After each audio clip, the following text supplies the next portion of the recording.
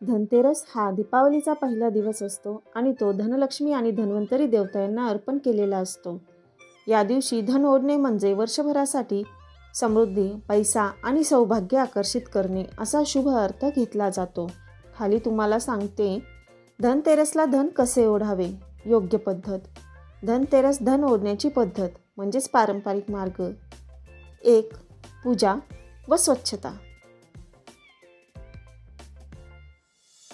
धनतेरसच्या सकाळी घर आणि विशेषतः मुख्य दरवाजा स्वच्छ धुवून सजवा.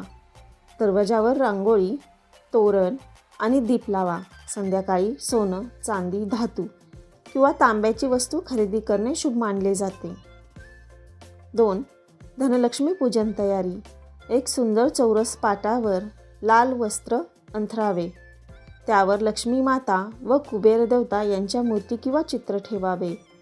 बाजूला तांदूळ, फुलं, दीप, अगरबत्ती आणि नाणे अथवा नोटा ठेवाव्यात. पूजेसाठी मंत्र म्हणावे. ओम श्रीं ह्रीं क्लीं श्री सिद्धलक्ष्मी नमः. 3. धन ओढण्याची क्रिया. 1. पूजा पूर्ण झाल्यावर लक्ष्मीच्या पायांचे ठसे घराच्या बाहेरून आत उठवा. आटेने किंवा कुंकुमाने. हे लक्ष्मी घरात येते याचे प्रतीक आहे. 2. त्यानंतर थाळीत ठेवलेली नाणी किंवा नोटा घेऊन उजव्या हाताने हलके घराच्या बाहेरून आत ओढा.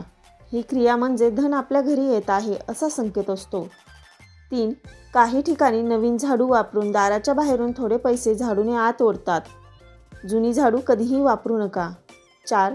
हे पैसे पूजा झाल्यावर तिजोरी, पर्स किंवा लक्ष्मीच्या मूर्तीसमोर ठेवा. 4. श्रद्धा व भावना. धन ओढताना मनात हवे असे संकल्प करा. माझ्या घरी लक्ष्मी स्थिर राहो, सर्वांच्या घरी सुखसमृद्धी येवो. राग, वाद किंवा अपशब्द टाळा. लक्ष्मी शांत मनातच स्थिर राहते. घरातील स्त्रिया या दिवशी पिवळे, लाल किंवा सोनेरी कपडे परिधान करतात. 5. एक लहान टीप.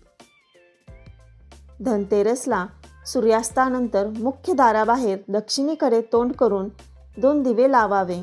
हे दिवे यमदीप दान म्हणून ओळखले जातात आणि तेही शुभ मानले जाते.